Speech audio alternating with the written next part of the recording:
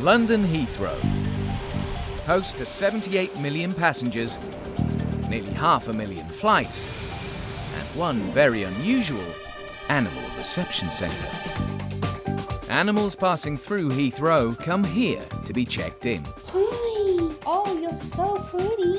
Also known as the Ark, it's equipped to welcome almost any species through its doors. I like the cheeky one, holding his hand out for more food. From reptiles and livestock to pets and predators, it's up to the Ark to make sure everyone is cleared to enter the country. That really is the tiniest one I've ever seen. More than 200,000 animals passed through last year alone. And its dedicated team of over 40 staff are on hand every hour of every day. We'll just get a vet out just to be safe. And are always prepared to expect the unexpected. Ah! Then she lost her hand. Today on Animal Airport, a pair of asthmatic cats have a bitter pill to swallow. You look like you know what this is because you're giving me evils. It's going to be quick and painless, straight down the throat. A worried owner is waiting to collect her horse off a flight from Australia. He's been on that crate since yesterday morning, and it's now 4 p.m. And two dogs check in, dressed for the occasion. You'll see something funny. My dog's got a onesie on. Oh, brilliant.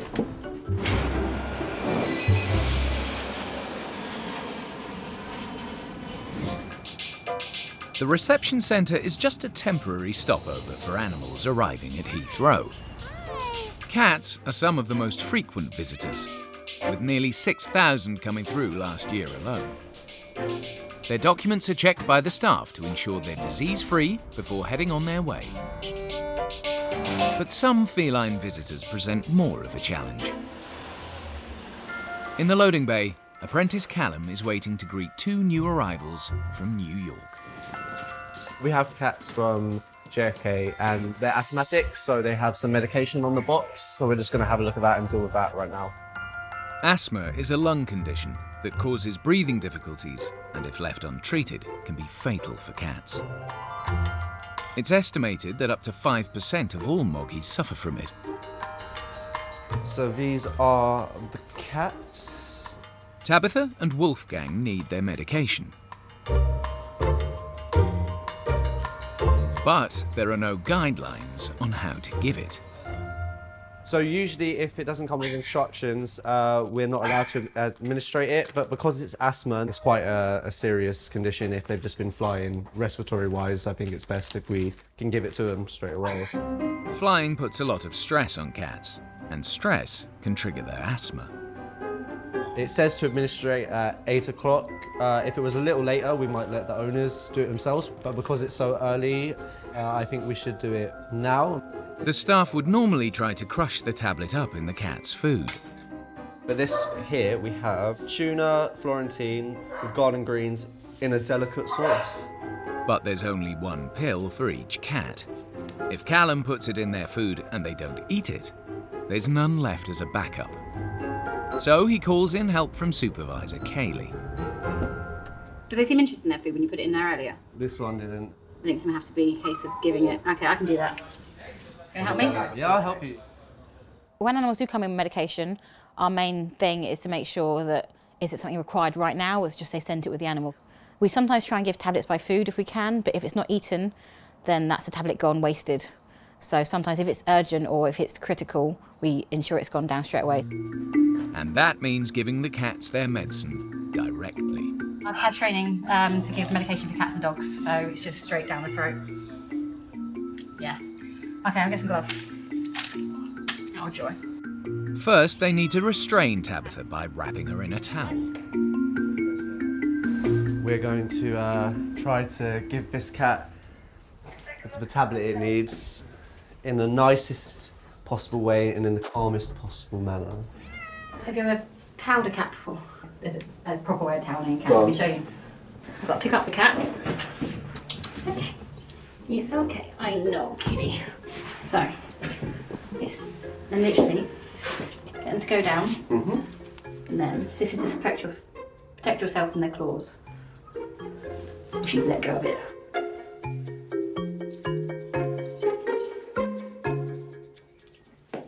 This is how You hold them tight to that so there's no claws get out. Happy? Yes, that's how the best towel a cat. That's Towel technique. They're ready to go. But neither Kaylee nor Tabitha are looking forward to what's coming next. Seem a bit nervous. It looks invasive and horrible, and you look like you know what this is because you're giving me evils. You really don't look impressed. Now I'm scared.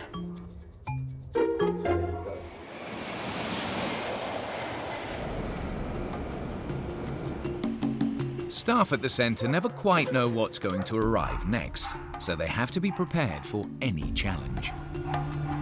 Today at the stables, 11 horses are arriving after a 24-hour journey from Australia. Supervisor Anna is on hand to oversee the unloading. Organised chaos, I'm going to go with that.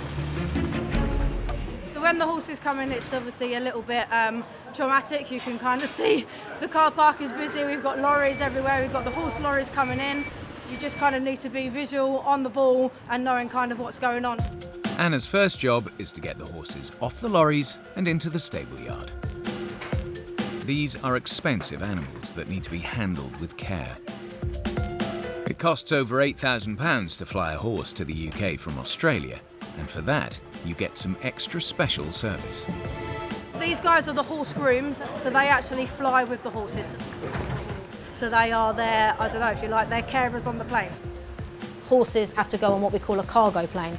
It can be a dangerous situation. The grooms have access to be in with the horses, so they stay down there to make sure that they're calm and, yeah, they're doing okay on their flight. These Sky Grooms manage the horses both on and off the flight. With so many large, powerful animals in a confined space, it can be a hazardous job. I've always told the staff to kind of stand back, stay out of the way, and let them dismantle the stalls and get the horses out, because as soon as they can see daylight, they want out. In the yard, all horses must be examined by a government vet to make sure they're fit and well before they can enter the UK. Can you go around again? We are just checking that the animal is healthy and hasn't suffered any injury.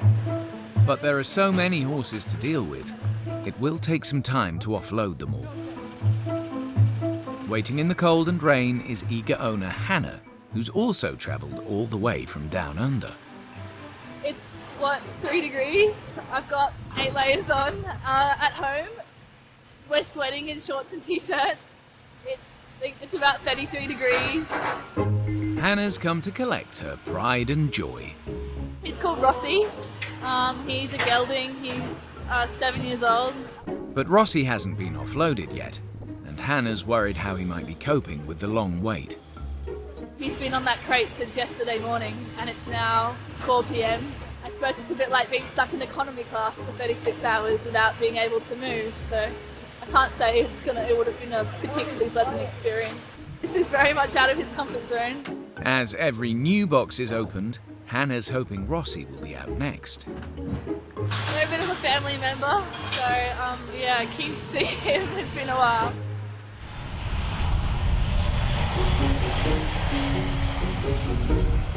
Over in the cat wing, Supervisor Kaylee needs to get 2 asthmatic cats to take their medication.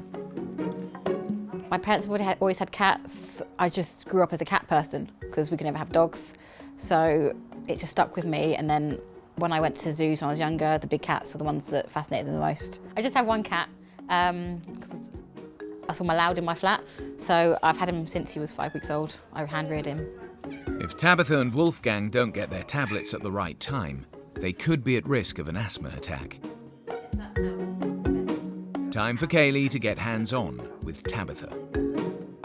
The most effective way to get a tablet to a cat is literally straight down the throat. It's not the most fun thing ever. It's quite invasive. Come on, kitty.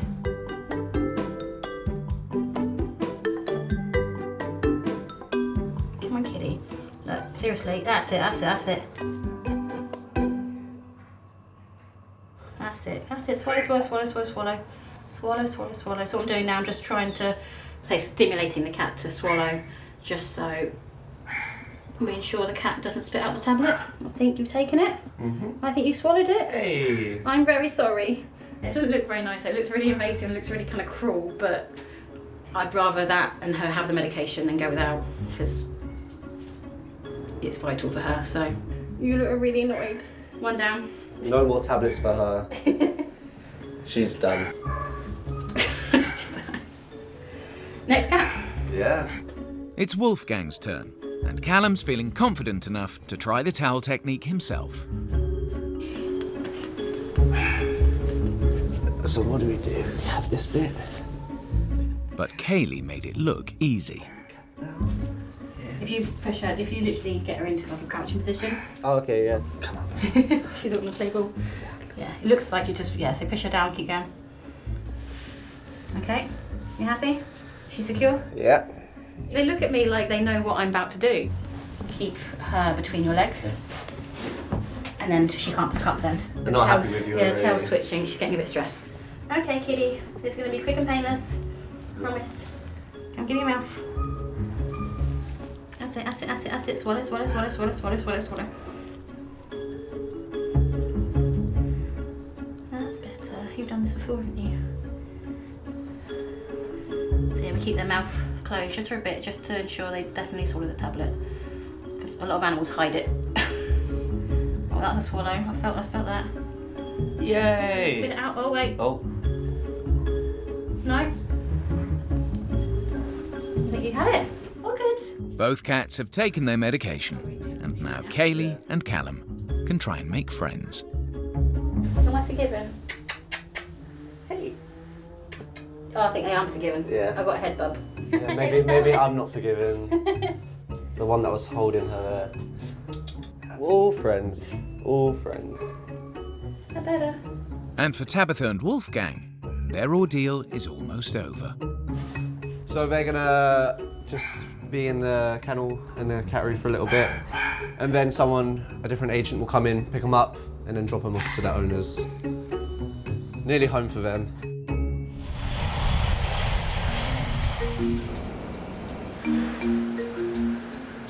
Every day, staff from the Ark leave the reception centre to go airside and collect animals straight off the plane.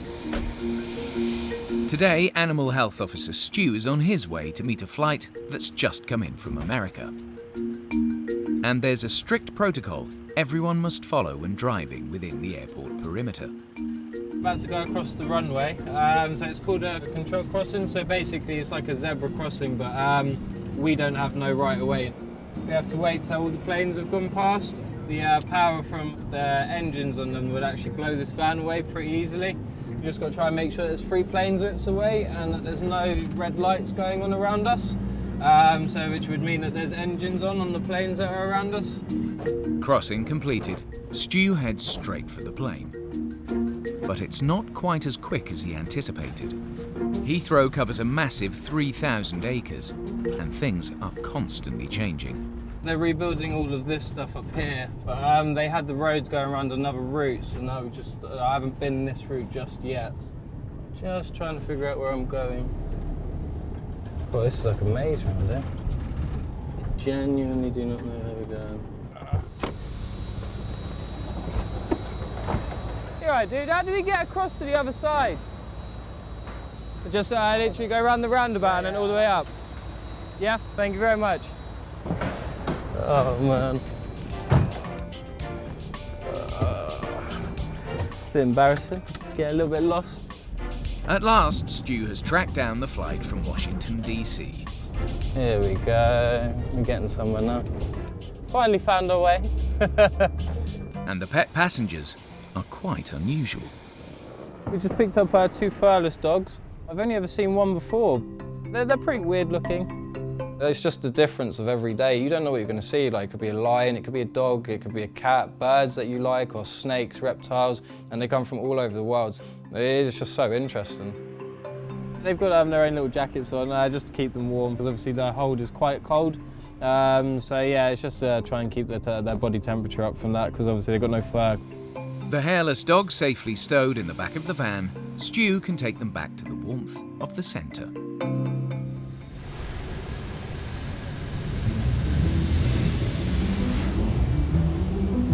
Heathrow's Animal Reception Centre handles hundreds of horses every year. Today, 11 more, fresh off a plane from Australia, are being checked by a vet to see if they're fit to travel and their medical records are up to date. Supervisor Anna is keeping an eye on things. This is kind of not actually too bad, to be fair. It just doesn't help that it's freezing cold today.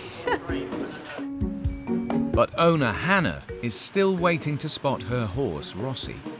He did his quarantine in Australia, so Hannah hasn't seen him for over a month. I'm not sure whether he'll be excited to see me or disgusted that I allowed him to be here without me for this long.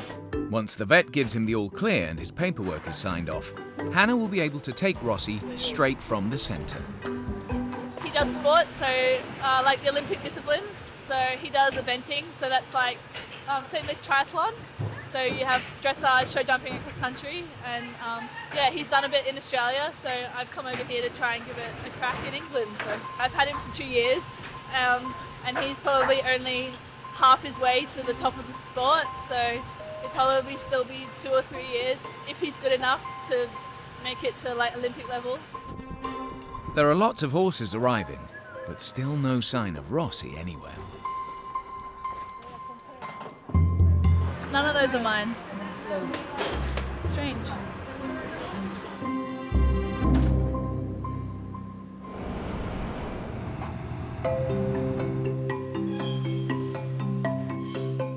Animal Health Officer Stu has arrived at the centre with 2 furless dogs from America.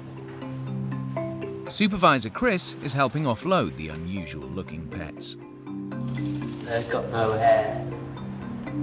American hairless terrier, I'm guessing as the name suggests, and why they've got coats on is they've got no fur. And I won't be touching them. I don't like anything bald. These American hairless terriers are particularly popular amongst dog lovers allergic to animal hair.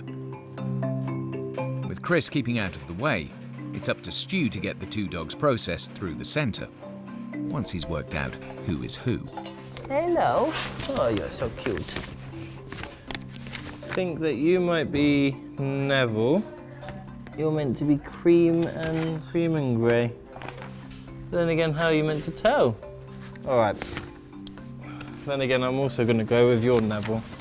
And this is Nora. So I'm going to go with colours on because they got little pink and blue jackets on, and obviously Neville and Nora. And it also says Neville and Neville on the front of the box, which makes it a bit easier. The owners are still in America, so instead their parents, Alison and Gavin, are waiting to pick up Neville and Nora. We are here to collect the dogs for our daughter and son-in-law. He's coming to work in England for 3 years. They've got 2 little children and they thought they'd send the dogs ahead. Stuart needs to get the dogs fed and watered while he runs through their paperwork. We're literally just going to set up their kennels and then we'll chip breed them and release them. And then we'll give them some food and bits just so they can actually get nice and warm in our kennels. He's a little bit nervous to come out at the moment. I think he's just smelling around making sure he's okay first. There we go. Oh wow, we've even got a little onesie thing going on. Dan, Yeah? you want to see something funny? Yeah, no, come on. My dog's got a onesie on. A onesie? My dog's got a onesie on. Oh, brilliant. Stuart's more than a little taken with their fashion sense. I would actually wear that, I reckon. I reckon I look pretty suave in it. Yeah, I don't think I'd fit though, that's the only problem. Should we get you out next? You can come down for me? Yay! In there we go, in there. Hello. Oh, you're lovely. But for these dogs, wearing clothes is more than just looking good. With no coat, it helps to have some extra layers. In the winter time, they need clothes. They have been known to play in the backyard in the snow with boots on, little booties on. Because their feet get Cold. really cold and they can get frostbite. The documents show they've been properly vaccinated, and they're cleared to enter the UK. Right, 1 each. So Dan gets them ready to go. Hey, oh, you feel weird. That skin's weird. Should we put this harness on, There we go. Good. The skin is so warm, and It feels like incredibly weird. It feels, so I've never felt anything like that before, but really weird. I probably wouldn't go for a dog like this. I would, they're really cute. In their short stay, they've made a real impression on the staff.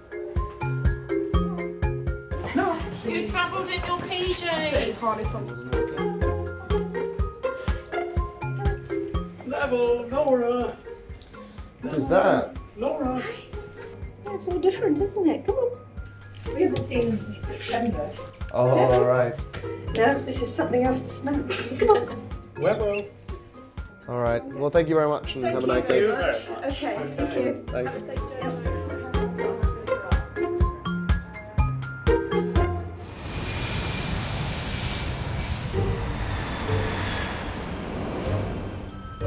Out at the stables, Supervisor Anna has nearly finished offloading all 11 horses from Australia.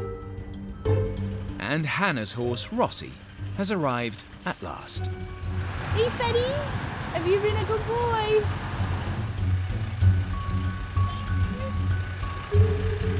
He was stuffing his face when I had a look at him. At least he hasn't had too much of a horrible time, hopefully, being kept up in there. Rossy is soon cleared by the vet and customs, so Hannah can protect him from the cold night air. With competitions to prepare for, she can't afford for him to get ill. He's got 2 complete woolen fleeces. Tonight he'll probably have 4 blankets on. 4 big ones, so yeah, he'll be all rugged up. Hannah wants him to get back into training as soon as possible, but only once Rossy is ready. Just got to take it like steady, I suppose, you know, a bit like with any athlete. If you go too hard, you risk injury. So he'll probably have tomorrow off. We might try and put him out in the field because that's what's normal for him, and just try and make it as normal as we can, really, to try and get him to acclimatise.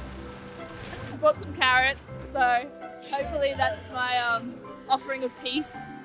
Finally, all 11 horses are on their way home after a long afternoon in the cold for Supervisor Anna. Uncontrollably freezing. I need something to warm my hands up. Yeah. It's been I don't know, how long have I been out here now? About 2 hours? An hour and a half? Yeah. Job done. Cup of tea, yeah. Asthmatic cats Tabitha and Wolfgang left the centre in good health and headed home. Hairless dogs Neville and Nora are settling in well and still making a fashion statement. And Hannah's already got gelding Rossy back in the saddle.